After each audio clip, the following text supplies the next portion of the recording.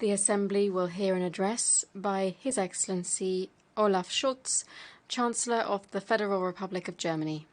I request protocol to kindly escort His Excellency.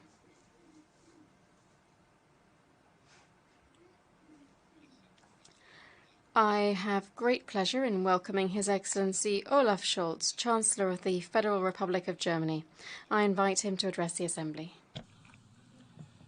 Mr. President, fellow delegates, ladies and gentlemen, it is with humility and deep respect that I am addressing you today, both as the newly elected Chancellor of Germany and as a proud delegate to our United Nations. My country and the United Nations are indivisibly linked. Today's democratic and reunited Germany owes its role on the world stage to you, our international friends and partners. You placed your trust in us to become and to remain a peace-loving member of the international community. We know that we owe our freedom, our stability and our prosperity to an international order with the United Nations at its core. Therefore, my country's commitment to this organization and its noble goals, peace, development and equal rights and dignity for every human being, will never wane. Ich lege dieses Bekenntnis. Unfortunately, I'm expressing this commitment at a time during which we are getting further away from these noble goals. After decades during which we overcame walls and blocks, a time in which we marked the fall of the Iron Curtain and German reunification, after the technological revolution of the internet and the digital transformation which have made us more interconnected than ever before, we are now facing a new fragmentation of the world. New wars and conflicts have emerged. Major global crises are piling up before us and are combining and reinforcing one another. Some have even seen this as a harbinger of a world without rules. It is true that the risks to our global order are real, and yet I do not hold with the image of a world without rules, for two reasons. Firstly, our world has clear rules, rules that we, the United Nations, created together. This Charter promises all of us freedom and peaceful coexistence. This Charter is our collective rejection of a world without rules. Our problem isn't the absence of rules. Our problem is the lack of willingness to abide by them and to enforce them. But the image of a world without rules leads us astray for a second reason. If we do not defend, further develop and strengthen our global order together, then it is in chaos without rules that we face, but a world in which the rules are made by those who can dictate them to us by dint of their military, economic or political power. The alternative to a rules-based world is not anarchy, but the dominion of the strong over the weak. However, the vast majority of us cannot be indifferent to whether the rule of power or the power of rules wins the day. The key question that we as an international community face is this: should we stand helplessly by and watch as some seek to cast us back into a global order in which war is a common instrument of politics, in which independent nations have to submit to their stronger neighbors or the colonial masters, in which prosperity and human rights are a privilege of the lucky few? Or will we manage to stand together and ensure that the multipolar world of the 21st century remains a multilateral world? My answer as a German and a European is this: we have to manage this, and we will manage this if we take three fundamental principles to heart. Firstly, the international order does not happen by itself. If we do nothing, then this Charter is but a piece of paper. This Charter calls on all of us to uphold its purposes and principles, and we mustn't stand idly by when a major nuclear power armed to the teeth, a founding member of the United Nations and a permanent member of the UN Security Council, no less, seeks to shift borders through the use of violence. There is no justification whatsoever for Russia's war of occupation against Ukraine. President Putin is waging this war with one single objective: to seize Ukraine. Self-determination, political independence do not count for him. And there's only one word for this. This is imperialism, plain and simple.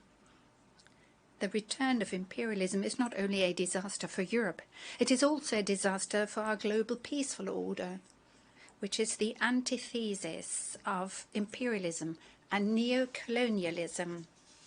And that is why it was so important that here in this room, 141 countries categorically condemned Russia's war of occupation.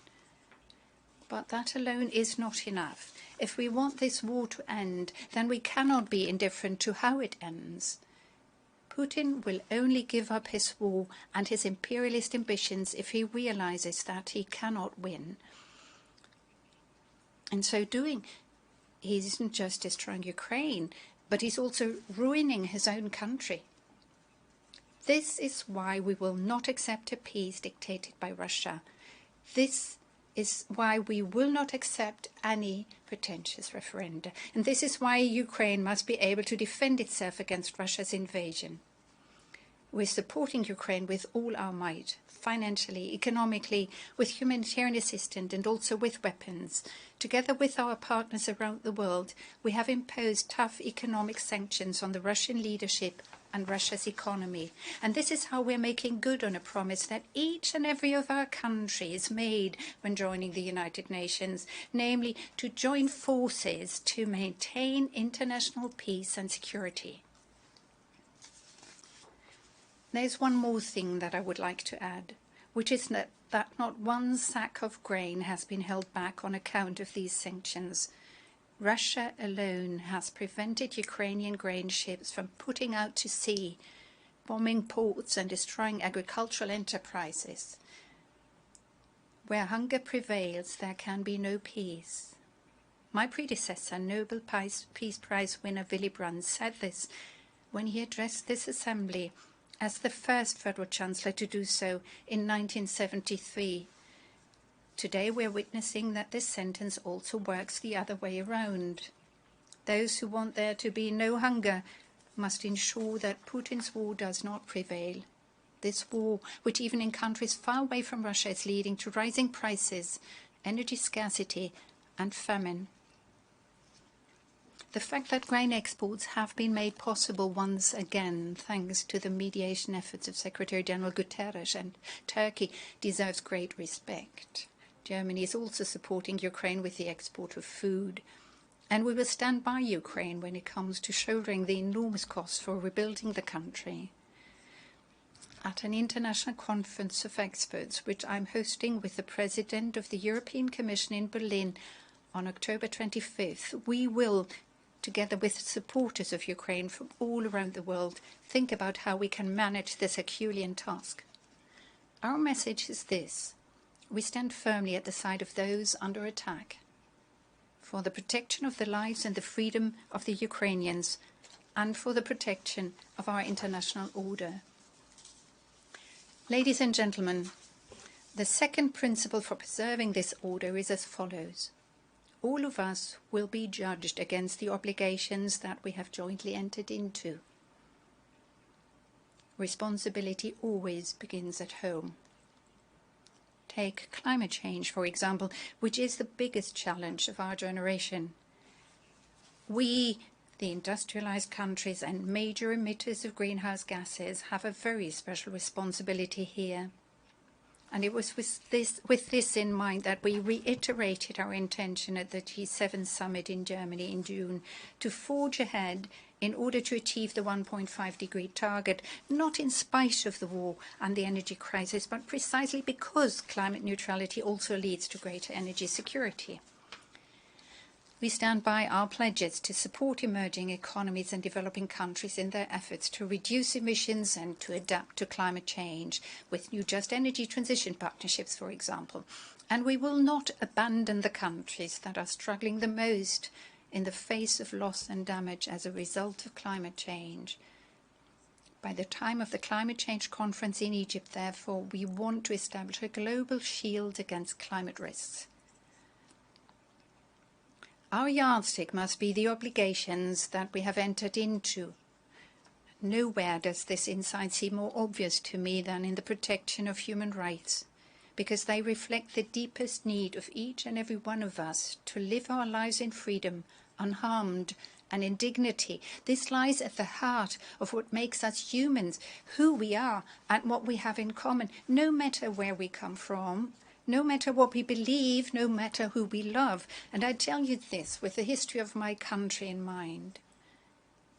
Germany, which betrayed all civilized values with the murder of 6 million Jews, an act that is without parallel, is aware of just how fragile our civilization is, and at the same time we have an obligation to respect and to defend human rights at all times and in all places. My country is the second biggest donor to the UN system and also the second biggest donor of humanitarian assistance. We have taken in millions of refugees here in Germany in recent years from the Middle East, Africa, Afghanistan, and most recently from Ukraine. And this is something we are proud of. But we also have to pay heed and take action where hundreds of thousands are made to endure suffering, tyranny and torture in prison camps or jails in North Korea, Syria, Iran or Belarus. We must pay heed and take action when the Taliban deprive women and girls in Afghanistan of their most basic rights, and we must pay heed and take action when Russia commits war crimes in Mariupol, Bucha and Irpin. We will bring the murderers to justice.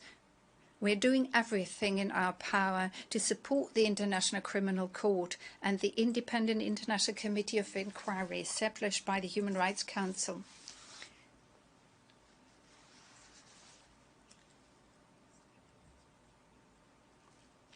Especially those who bear particular responsibility for our order in the world by dint of their strength and their influence should have an interest in bolstering our common institutions. The former High Commissioner for Human Rights briefed us about the situation of the Uyghurs in Xinjiang a few weeks ago. China should implement the High Commissioner's recommendations. That would be a sign of sovereignty and strength and a guarantee for change for the better. Ladies and gentlemen, a third principle must be taken into consideration if we are to preserve the international order. We must adapt our rules and institutions to the reality of the 21st century. Far too often, these rules and institutions reflect the world of 30, 50 or 70 years ago.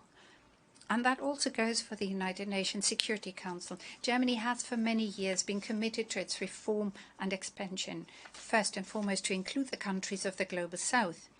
Germany is also prepared to assume greater responsibility as a permanent member and initially as a non-permanent seat in 2027-28.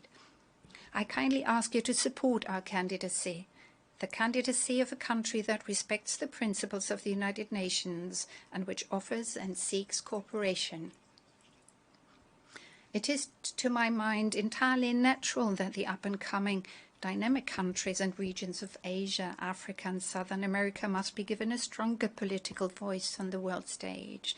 That is in all of our interests, as it gives rise to joint responsibility and greater acceptance for our decisions. Nationalism and isolation will not solve the challenges of our age. More cooperation, more partnership and more involvement is the only reasonable response, whether for the fight against climate change or global health risks, inflation and disrupted supply chains, or our approach to displacement and migration. I say this with profound conviction. The insight that openness and cooperation safeguard peace and prosperity has made the past decades the happiest in the history of my country so far. As this year's G7 president, it is therefore a key priority for me to promote a new form of cooperation with the countries of the Global South. Cooperation that not only claims to take place on a level playing field, but one on which actors genuinely see eye to eye, especially since this level playing field has existed de facto for a long time, if we consider the growing political, economic and demographic clout of Asia, Africa and Southern America. From the outset, we coordinated our objectives very closely with Indonesia as the holder of the G20 presidency. We've involved the countries holding the chairmanship of the African Union and the Community of Latin American and Caribbean states in our discussions as the G7, as well as India and South Africa. This gave rise to new models of global cooperation which have one thing in common, namely the fact that they are characterized by joint responsibility and mutual solidarity. We are fighting the hunger crisis with a new alliance for global food security, and I would like to invite you all to join this alliance. We've launched a partnership for global infrastructure and investment in order together to mobilize $600 billion for public and private infrastructure investments around the world over the next 5 years. In so doing, we're taking a big step towards implementing the 2030 agenda. And with the newly emerging Climate Club, we're pressing ahead with friends and partners worldwide to implement the Paris Agreement even more swiftly and efficiently. Such approaches are pillars that support our international order, because they deliver results from which citizens in all of our countries stand to benefit and which they expect from the United Nations. We, the peoples. It is not for nothing that these are the first 3 words of our Charter. Note that these words are not we, the member states, or we, the delegates. We have an obligation to our peoples. We owe them a global order that allows them to live in peace, which protects their rights and opens up opportunities for education, health and development for them. Such an order doesn't come about by itself. Defending, further developing and strengthening it, that is our task as the United Nations. Germany extends the hand of cooperation to all of you in this endeavour. Thank you very much.